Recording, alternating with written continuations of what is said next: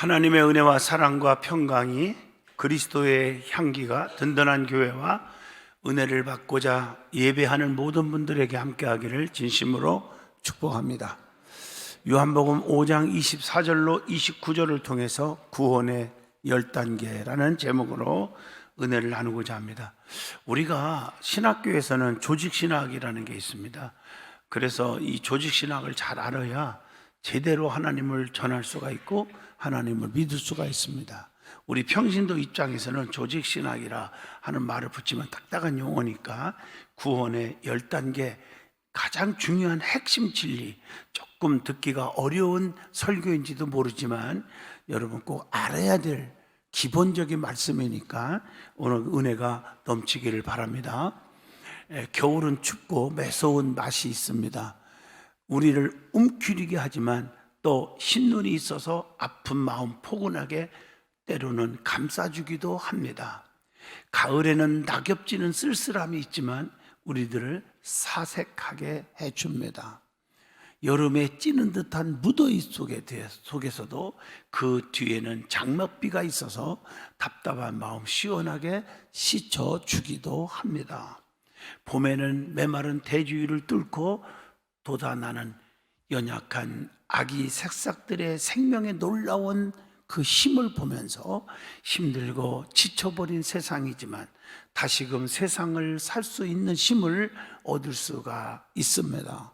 우리 파주 그레이스 연수원에 얼마나 나무들이, 과일나무들이 꽃을 이쁘게 폈는지 너무 아름다워요. 그동안 심었던 우리 송장현 사모가 그냥 그 아픈 몸을 가지고도 꽃을 막 심었고 그랬는데 그게 쫙 핀 모습을 보면서 얼마나 우리에게 힐링을 주는지 몰라요.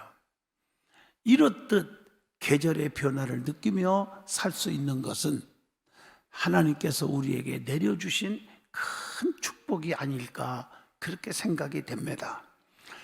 하지만 이렇게 좋은 환경 속에서 살고 있으면서도 우리가 행복하지 못한 것은 우리의 마음 때문이라고 봅니다. 마음 가득히 욕심으로, 미움으로, 시기와 질투심으로 가득 채우고 세상을 바라보면 세상은 험하고 삭막하고 우리를 힘들고 지치게 할 것뿐입니다. 부활하신 예수님의 십자가 사랑이 가득한 마음으로 세상을 바라볼 때 아름다움이 넘실대고 있을 것입니다. 우리가 왜 예수를 믿습니까? 이렇게 질문한다면 구원받기 위해서라고 대답을 하는 것이 맞지요. 주님이 이 땅에 오신 목적 자체가 내가 이 땅에 온 것은 생명을 얻고 더 풍성케 하기 위함이라고 요한복음 10장 10절의 말씀을 줍니다. 하나님께서 사랑하는 백성들이 멸망치 않고 영생을 얻게 하려고 독생성자 예수님을 이 땅에 보내주셨습니다. 그리고 그를 믿는 자마다 하나님 말씀을 듣는 자에게 영생을 얻게 하고 사망에서 생명으로 옮겨주신다고 요한복음 5장 24절에 말씀을 주고 있습니다. 오늘 본문 말씀을 잘 보시면 아버지께서 자기 속에 생명이 있음과 같이 아들에게 생명을 주어 있게 하고 또 심판의 권한을 주셨다고 했어요. 요한복음 5장 26절에서 27절입니다. 그 예수를 믿음으로 생명을 얻게 하고 심판 때에 선한 일을 행한 자는 생명의 부활로, 악한 일을 행한 자는 심판의 부활로 나오게 한다고 오늘 본문 요한복음 5장 29절에 말씀합니다. 성도는 영혼을 갖고 있기에 죽음이 끝이 절대로 아닙니다. 하나님의 말씀을 듣고 예수를 믿는 자에게 생명 즉 구원을 얻게 됩니다. 그런데 그 구원을 얻는 10가지 단계가 있더라고요. 오늘 저와 여러분이 이 말씀을 가지고 은혜를 받고자 하는데 나는 지금 어느 단계에서 머물러 있는가, 더 전진을 못하고 있는가를 다시 한번 깊이 새기면서 내가 이렇게 다니다 보면 천국 못 가면 어떡하지? 염려스러운 마음으로 오늘 10번째 단계까지의 축복을 누리시기를 축복합니다. 구원을 왜 받아야 합니까? 이런 질문을 던집니다. 구원을 받아야 할 필요성이 분명히 있습니다. 왜 그렇습니까? 인간은 죄인입니다. 죄를 지면 하나님께로 절대 갈 수가 없어요. 로마서 3장 23절.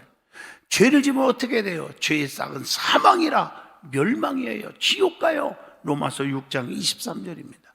그런데 죄를 지면 심판과 형벌이 있기 때문에 예수를 믿고 구원받아야 하는 거예요. 히브리서 9장 27절입니다. 사람은 누구나 다 죄인입니다. 로마서 3장 10절 의인은 없나니 단 하나도 없다고 했습니다. 그러면 우리는 구원받으려면 죄로 말미암아 영원히 형벌받을 수밖에 없는데 어떻게 해야 구원을 받을 수 있을까? 첫째, 예수님을 믿어야 합니다. 사도행전 16장 31절입니다. 누구든지 주 예수의 이름을 부르고 살면 구원을 받는다고 사도행전 2장 21절에 말씀합니다. 그것뿐입니까? 교회를 다니면서 진짜 믿는 사람들은 성령 받아 거듭난 사람이거든요. 거듭나야 성령을 받아야 구원받을 수 있습니다. 요한복음 3장 5절입니다. 이론적이고 지식적으로 10년, 30년, 50년 직분 받았다고 목에 심주고 다닌다고 천국 가는 게 아닙니다. 구원 받으려면 성령 받아 거듭나야 됩니다. 그리고 하나님 뜻대로 살아야 천국 갑니다.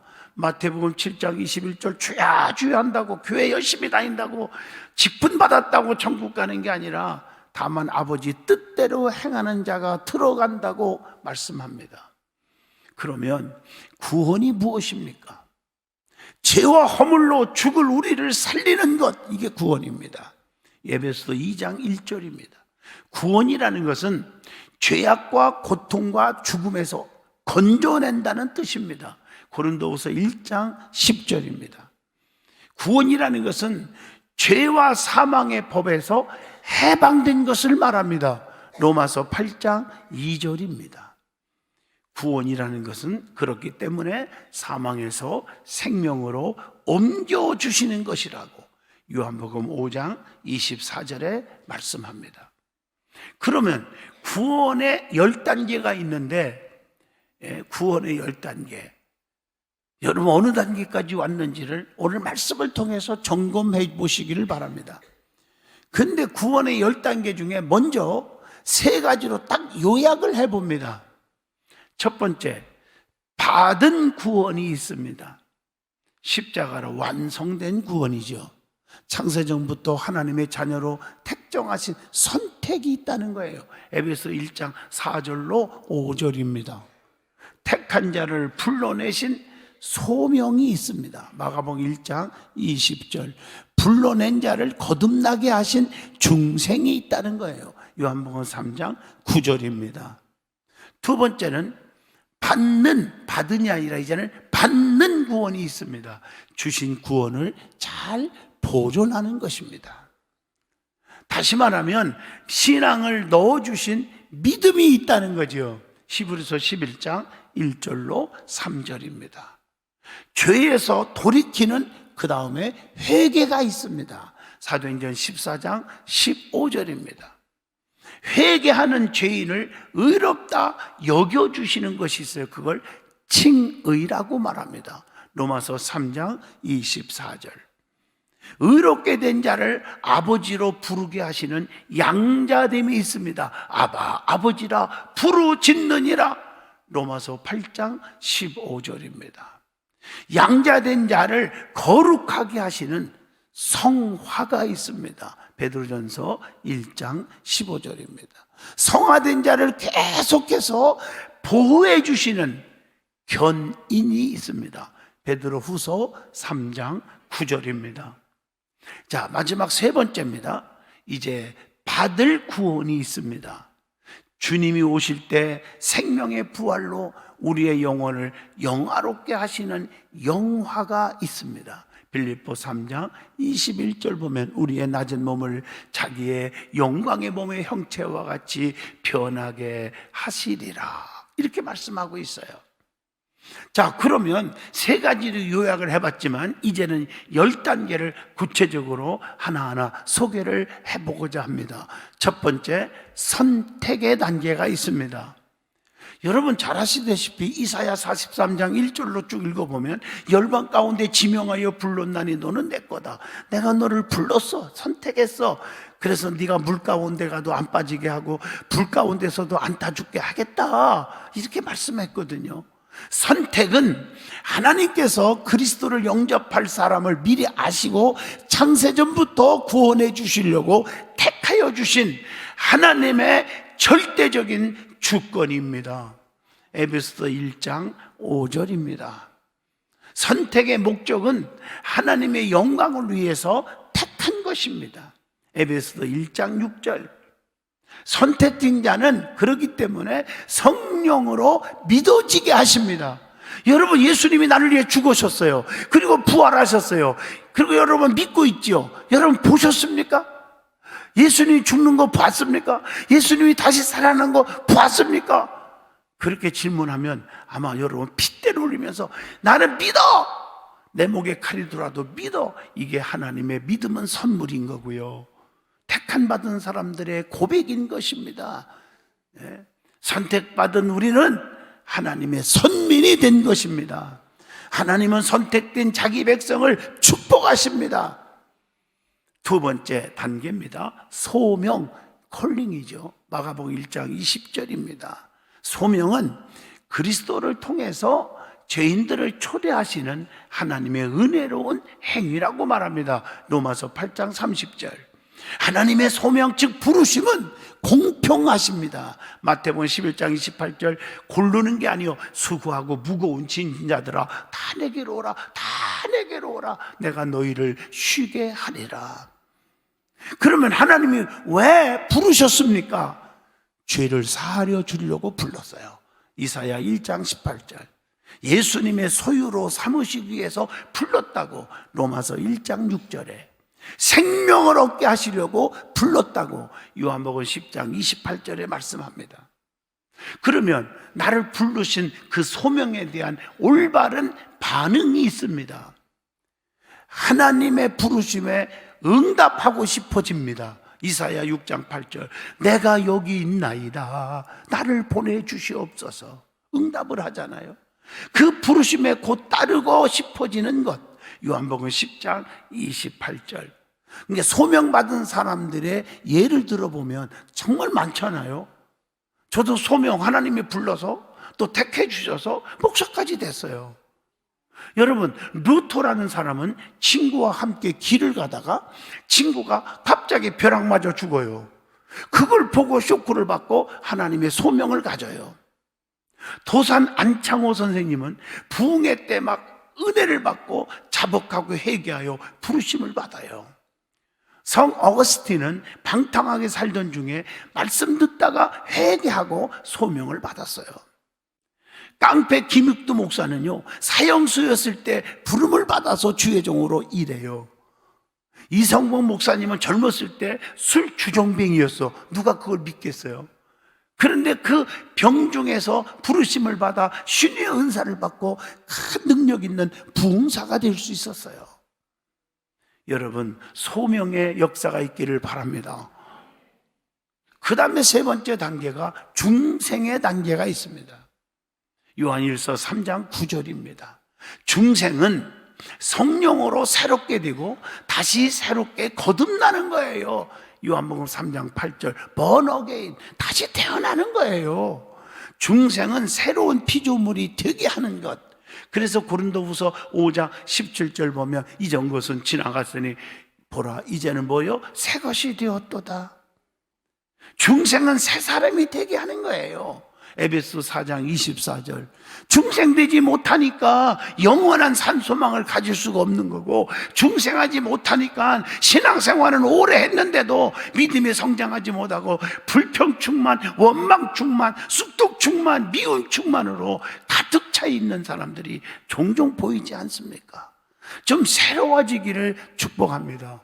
교만한 자가 겸손해지고 미워하는 자가 사랑하게 되고 남을 손가락질하는 자가 남을 칭찬하고 용기를 주는 사람으로 새로워지기를 축복합니다. 중생하면 신령한 영의 일을 생각하게 합니다. 로마서 8장 15절입니다. 중생하면 세상을 이기는 삶을 사는 거예요. 요한일서 5장 4절 세상을 이기는 승리는 이것이니 우리의 믿음이니라. 중생하면 의를 따라 행하게 합니다. 요한일서 2장 29절 말씀을 듣고 성령을 받아야 중생할 수 있어요. 예배를 많이 드릴수록 말씀을 들을수록 깨달음이 오고 회개가 나오고 거듭남의 역사가 일어나는 거예요. 베드로전서 1장 23절입니다. 네 번째 단계입니다. 믿음입니다. 신앙의 단계가 있다는 거죠. 그래서 히브리서 11장 6절 믿음이 없이는 하나님을 기쁘시게 하지 못한다고 했습니다. 믿음은 죄악으로부터 구원을 받기 위해 그리스도를 받아들이는 거예요. 하나님의 약속을 신뢰하는 거라고. 그래서 믿음을 복음을 믿으라고 마가복음 1장 15절에 말씀합니다. 믿음은 의심하지 않고 확신하는 거예요. 바라는 것들의 실상, 보지 못한 것들의 증거라고 히브리서 11장 1절에 말했고, 믿음은 반드시 역사가 일어나요. 데살로니가전서 1장 3절 믿음의 역사, 사랑의 수고, 소망의 인내, 이런 말을 표현하지 않습니까? 그 믿음의 결과가 있습니다. 뭘까요? 구속, 즉 믿음이 있을 때 죄 사함을 받아요. 골로새서 1장 14절 병 고침을 받아요. 마태복음 9장 29절 믿음으로 모든 일이 다 가능해져요. 빌립보 4장 13절 하나님의 자녀가 되는 권세를 받아요. 요한복음 1장 12절 영생을 얻어요. 요한복음 3장 16절 이게 믿음이에요. 다섯 번째 단계, 회개의 단계가 있습니다. 에스겔 18장 30절입니다. 회개는 죄를 뉘우치고 돌아서는 것, 이게 회개예요. 시편 51편 13절입니다. 사람이요 거듭나고 또 하나님 잘 믿으면요 하나님이 우리의 삶을 책임져 줘요. 얼마 전에 극동방송 하는데 어떤 목사님을 하고 같이 식사를 하면서 간증하는데 막 눈물이 쏟아져요. 야, 세상에 하나님이 막 축복 주는데 지혜를 주시고 기도할 때 너 이렇게 하라, 이거 사라 이래갖고 뭘 하나 샀는데요, 세상에 1년에 몇 조를 수입을 얻어요. 궁금하지 어떤 기업인가? 나도 그때 궁금하다가 참았어. 그때는 얘기를 해주더라고. 저도 얘기를 해줄게요. 그게 다이소 사장입니다. 독실한 크리스찬입니다. 일본 기업을 다 샀습니다. 전부 다 샀습니다. 일본 거 아닙니다. 그리고 얼마나 선교, 얼마나 교회를 섬기는지, 이분 감동적인 얘기, 여기서 내가 간증을 다 할 수가 없어요. 그 간증을 얘기하면 내 목사님도 눈물을 흘리더라고요. 나도 흘리고, 어떻게 하나님을 이렇게 섬겼더니 이런 역사가 일어나더라. 저도 다이소 자주 가요. 아주 싸고 좋거든요. 그런데 다이소 갈 때마다 그 사장의 그 믿음 얘기가 떠올라가지고요, 얼마나 은혜가 되는지 몰라요. 그래서 계산할 때 이런 한 장 안 갖고 사요. 제가 좀 웃어봐요. 회개는 하나님께로 돌아오는 것입니다. 누가복음 15장 20절입니다. 성경을 보면 진정으로 회개하여 은혜를 받은 자들이 많습니다. 예? 성경 보세요. 시편 51편 10절 다윗을 보세요. 정직한 영을 새롭게 하소서. 사케오 누가복음 19장 8절 남의 거 뺏은 것 4배 갚아주고 재산 절반을 나눠주겠다 가난한 자에게. 바울 보세요. 사도행전 9장 5절 정말 예수님을 받겠다고 회개하면서 평생 생명 바쳐 헌신하잖아요. 회개, 진정한 회개는 새로운 결심, 새로운 실행, 실천이 따르는 것입니다. 에스겔 18장 21절입니다. 여섯 번째 단계, 칭의가 있습니다. 칭의, 로마서 4장 25절입니다. 칭의는 믿고 회개한 자를 의롭다 일컬음을 받는 거다는 거예요. 로마서 3장 2절입니다. 칭의는 선행으로 되지 않습니다. 믿음으로 의롭다함을 받는 겁니다. 로마서 3장 30절입니다. 칭의는 하나님의 은혜로 주어지는 예수님의 의라고 로마서 5장 17절에 말합니다. 7번째 단계, 양자의 단계가 있습니다. 갈라디아서 4장 6절, 아버지라 부르게 하셨느니라. 양자는 악한 행실을 죽여서 하나님의 영으로 인도받아야 하는 거예요. 로마서 8장 13절로 14절. 양자는 죄인이 예수를 믿음으로 하나님의 자녀가 되는 거예요. 요한복음 1장 12절입니다. 8번째 단계, 성화의 단계가 있습니다. 시브리서 12장 14절입니다. 성화는 더러운 것을 잘라낸다 하는 뜻이 있습니다. 베드로전서 1장 15절입니다. 잘라내는 거예요, 더러운 것. 성화는 세속에서 분리한다는 뜻도 있어요. 느헤미야 13장 3절. 성화는 거룩하게 변화시킨다는 뜻도 있습니다. 마태복음 5장 48절입니다.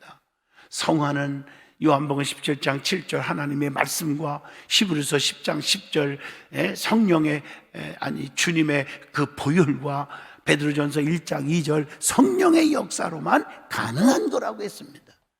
요한복음 17장 17절. 여러분, 성화의 은혜가 임하기를 축복합니다. 성화된 자는 영원히 온전케 하신다. 여러분, 과연 지금 성화의 단계까지 오셨습니까? 히브리서 10장 14절 한번 생각해 보시기를 바랍니다. 성화된 자는 주님을 보게 된다고 했어요. 히브리서 12장 14절입니다. 성화된 자는 장래의 그 기업을 보게 돼요. 사도행전 26장 18절입니다. 여러분, 칭의라는 것을 얘기했고 성화를 얘기했어요. 칭의와 성화에 비슷한 것 같아도 차이가 있어요. 칭의는 원죄에서 놓이는 것이라고 하면, 성화는 자본죄, 살아가면서 짓는 죄에서 놓이는 것을 의미합니다. 칭의가 하나님의 자녀로서 권세의 회복이라고 말한다면, 성화는 하나님의 자녀로서의 형상의 회복이라고 말할 수 있습니다. 칭의가 법적인 선언이라고 한다면, 성화는 양심의 더러움의 제거라고 말할 수가 있습니다. 9번째, 견인의 단계가 있습니다. 베드로후서 3장 9절입니다. 견인은 주님께서 우리를 굳게 붙잡고 보호하신다는 거예요. 베드로전서 1장 10절로 11절입니다. 견인은 하나님께서 우리를 견고케 하신다는 거예요. 베드로전서 5장 10절입니다. 견인은 하나님께서 창세전부터 우리를 택해 주셨기 때문에 주시는 은혜입니다. 에베소 1장 4절로 5절입니다. 견인은 진리의 말씀으로 중생시켰기 때문에 주시는 하나님의 엄청난 은혜라는 겁니다. 야고보서 1장 18절입니다. 견인의 결과로 참고 견딘 자는 영원한 영광을 얻어 왕노릇하게 하신다고 디모데후서 2장 10절에 말씀합니다. 마지막 10번째 단계입니다. 영화입니다. 고린도전서 15장 44절. 영화는 성도를 신령한 몸으로 부활시키는 것. 고린도전서 15장 44절. 영화는 썩지 아니하는 몸으로 입는 것. 고린도전서 15장 53절입니다. 영화는 영원히 사는 몸을 입히는 것. 데살로니가전서 4장 17절입니다. 그런데 이 영화의 시기가 있어요. 예수님의 재림의 때에 이루어집니다. 데살로니가전서 4장 16절. 순식간에 호련히 변화를 받아요. 고린도전서 15장 51절. 영화의 대상은 주님의 재림의 끝까지 낙심하거나 흔들리지 않고 주님을 붙잡고 있는 자, 끝까지 충성한 자에게 주시는 은혜입니다. 고린도전서 15장 23절. 변질된 자에게 주는 게 아닙니다. 영화는 하나님의 생명책에 이름이 분명히 기록된 자가 됩니다. 계시록 20장 15절입니다. 영화는 죄악된 세상을 믿음으로 이긴 자가 누리게 된다고 계시록 21장 6절로 7절 보면 이렇게 말하고 있습니다. 나는 알파와 오메가요, 처음과 마지막이라. 내가 생명수 샘물을 목마른 자에게 값없이 주리니 이기는 자는 이것들을 상속으로 받으리라. 나는 그의 하나님이 되고 그는 내 아들이 되리라. 이렇게 말씀했어요. 그 영화의 결과가 뭡니까? 여러분, 계시록 14장 13절, 영원한 안식을 누리게 된다. 계시록 2장 10절, 번쩍번쩍 빛나는 생명의 면류관을 받게 된다. 말씀을 마치려고 합니다. 우리는 정말 기적 속에 사시기를 바랍니다. 10단계 다 체험하시기를 축복합니다. 인생에는 정답이 없다는 말을 합니다. 그러나 인생엔 정답이 있습니다. 장사하는 사람은 부지런히 새벽에 일찍 일어나 준비하고 손님이 오기만 하면 강아지처럼 촥 뛰어나가서 반기면 장사는 잘 된다고 합니다. 그 사람의 내일이 궁금하다면 오늘 어떻게 사는지를 보면 알 수가 있다고 봅니다. 신앙생활도 여러분들이 겸손하냐 교만하냐 그런 걸 보면은 여러분이 앞길에 웬만하면 하나님은 다 아시지만 목사도 알 수가 있어요. 앞으로 저들이 자손들이 어떻게 될 건가? 답이 나와요. 답이. 여러분, 오늘 어떻게 사느냐가 내일의 정답이 나옵니다. 좋은 날만 계속되면 건조해지죠. 햇빛만 쫙 쬐면 쨍쨍하면 사막이 됩니다. 비도 오고 태풍도 불어야 나쁜 것도 걸러지는 것입니다.